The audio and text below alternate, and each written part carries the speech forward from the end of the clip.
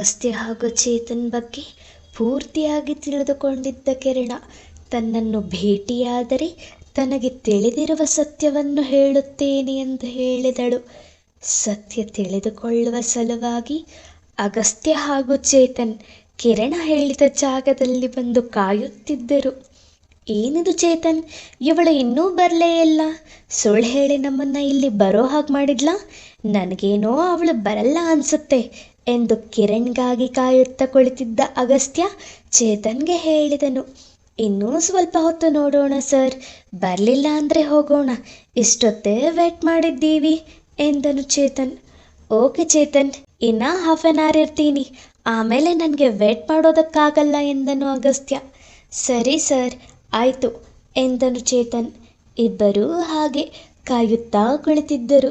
ಸ್ವಲ್ಪ ಹೊತ್ತಿನ ನಂತರ ಕಾರ್ ಬರುವ ಸದ್ದು ಕೇಳಿ ಇಬ್ಬರೂ ಸುತ್ತಮುತ್ತ ನೋಡುತ್ತಿದ್ದರು. ಕಾರ್ ಬಂದು ಅವರ ಮುಂದೆ ನಿಂತಿತು. ಕಾರ್ನಿಂದ ಬುರ್ಕಾ ಧರಿಸಿದ ಹುಡುಗಿಯೊಬ್ಬಳು ಕೆಳಗಿಳಿದು ಅಗಸ್ತ್ಯ ಹಾಗೂ ಚೇತನ್ ಮುಂದೆ ನಿಂತಳು.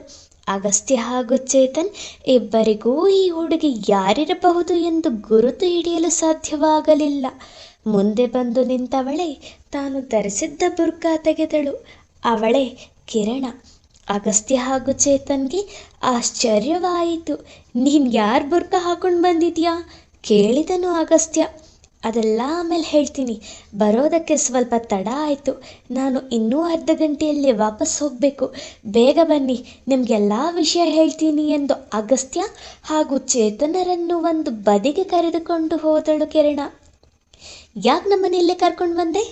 ಅದಿರಲಿ, ನಮ್ಮಿಬ್ಬರ ಬಗ್ಗೆ ನಿನಗೆ ಹೇಗೆ ಗೊತ್ತು ಹೇಳು ಕೇಳಿದನು ಅಗಸ್ತ್ಯ. ಏನಿದೆ ಸರ್, ಡಿಪಾರ್ಟ್ಮೆಂಟ್ನಲ್ಲಿ ಒಳ್ಳೆಯ ಹೆಸರು ತಗೊಂಡಿದ್ದೀರಾ, ನಿಮ್ಮ ಬಗ್ಗೆ ಯಾರಿಗೆ ಗೊತ್ತಿಲ್ಲ, ಆದರೂ ನೀವು ಕೇಳ್ತಾ ಇದ್ದೀರಾ ಅಂತ ಹೇಳ್ತೀನಿ. ಒಂದು ದಿನ ಪೇಪರ್ ಓದ್ತಾ ಇದ್ದಾಗ ನೀವು ಒಂದು ಇಂಟರ್ವ್ಯೂ ಅಟೆಂಡ್ ಮಾಡಿರೋ ಆರ್ಟಿಕಲ್ ಓದಿದೆ, ತುಂಬ ಇಷ್ಟ ಆಯಿತು. ನಿಮ್ಮ ಬಗ್ಗೆ ತಿಳ್ಕೊಳ್ಳೋಕೆ ತುಂಬ ಸರ್ಚ್ ಮಾಡಿದೆ. ನೀವು ಹರ್ಷವರ್ಧನ್ ಅವರ ಮಗ ಅಂತ ಗೊತ್ತಾಯಿತು. ನಾನು ನಿಮ್ಮ ತಂದೆನ ಚಿಕ್ಕ ವಯಸ್ಸಿನಿಂದ ನೋಡ್ತಾ ಬಂದಿದ್ದೀನಿ. ಅವರ ಮಗ ಹೇಗೆ ಅಂತ ತಿಳ್ಕೊಳ್ಳೋಕೆ ನಿಮಗೆ ಗೊತ್ತಿಲ್ಲದೆ ನಿಮ್ಮನ್ನು ಫಾಲೋ ಮಾಡಿದೆ, ನಿಮ್ಮ ಬಗ್ಗೆ ತಿಳ್ಕೊಂಡೆ. ನಿಮ್ಮ ಬಗ್ಗೆ ತಿಳ್ಕೊಂಡ್ಮೇಲೆ ಇವ್ರ ಬಗ್ಗೆ ತಿಳ್ಕೊಳ್ಳೋದು ಕಷ್ಟ ಏನಿಲ್ಲ ಬಿಡಿ ಎಂದಳು ಕಿರಣ. ಓಕೆ, ಅದೇನೋ ಸತ್ಯ ಹೇಳಬೇಕು ಅಂತ ಹೇಳಿ ನಮ್ಮನ್ನು ಬರೋದಕ್ಕೆ ಹೇಳ್ತೀಯಲ್ಲ, ಏನು ಸತ್ಯ ಅದು ಕೇಳಿದನು ಅಗಸ್ತ್ಯ. ಹೇಳ್ತೀನಿ, ಅದನ್ನು ಹೇಳೋಕಂತಾನೇ ಬಂದಿರೋದಲ್ವಾ. ಮೊದಲು ನೀನು ಸತ್ಯ ಏನು ಅಂತ ತಿಳ್ಕೊ. ಸೀತಾ ಸತ್ತಿಲ್ಲ, ಬದುಕಿದಾಳೆ ಎಂದಳು ಕಿರಣ. ಕಿರಣ್ ಮಾತು ಅಗಸ್ತ್ಯ ಹಾಗೂ ಚೇತನ್ಗೆ ಆಶ್ಚರ್ಯ ಉಂಟು ಮಾಡಿತು.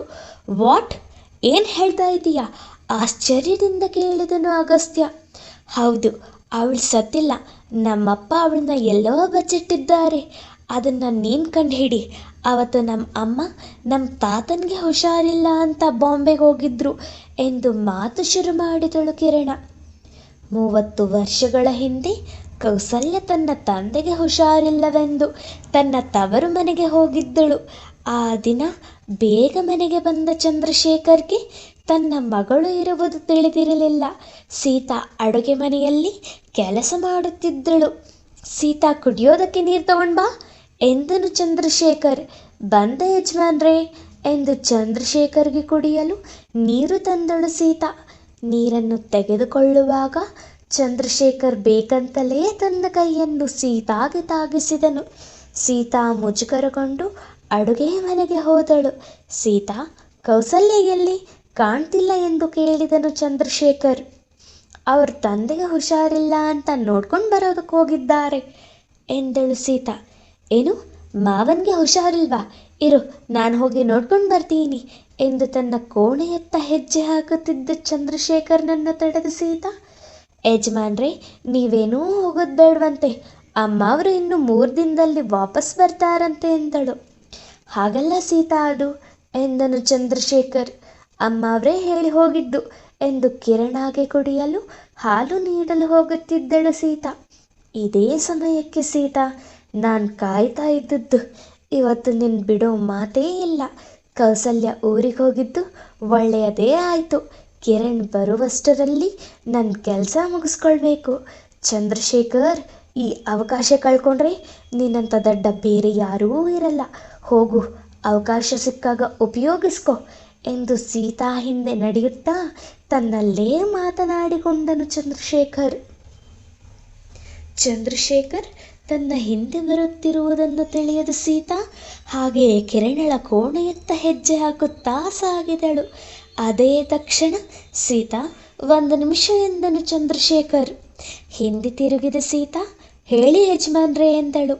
ಅದು ನನ್ನ ರೂಮ್ ಸ್ವಲ್ಪ ಕ್ಲೀನ್ ಮಾಡಬೇಕಿತ್ತು ಎಂದನು ಚಂದ್ರಶೇಖರ್. ಹಾಲು ಕೊಟ್ಟು ಬರ್ತೀನಿ ಎಂದಳು ಸೀತಾ. ಹಾಲು ಯಾರಿಗೆ ಕೊಡ್ತೀಯಾ?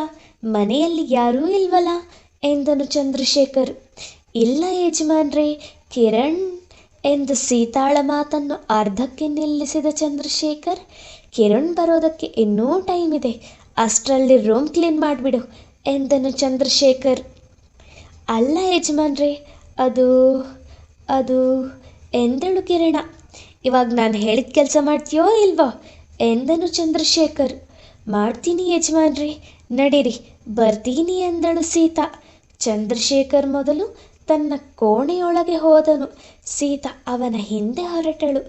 ಇದೇನಿದು, ಇಷ್ಟೊತ್ತಾದರೂ ಸೀತಾ ಅಮ್ಮ ಹಾಲು ತಂದು ಕೊಡಲಿಲ್ವಲ್ಲ, ಮರ್ತಿರ್ಬೇಕು, ನಾನೇ ಕೆಳಗೆ ಹೋಗಿ ಕುಡಿತೀನಿ ಎಂದು ತನ್ನ ಕೋಣೆಯಿಂದ ಹೊರಬಂದಳು ಕಿರಣ.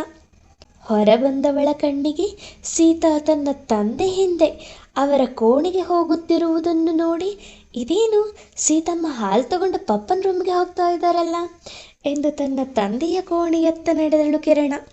ಸೀತಾ ಒಳಗೆ ಬರುತ್ತಿದ್ದಂತೆ ತನ್ನ ಕೋಣೆಯ ಬಾಗಿಲು ಹಾಕಿದನು ಚಂದ್ರಶೇಖರ್.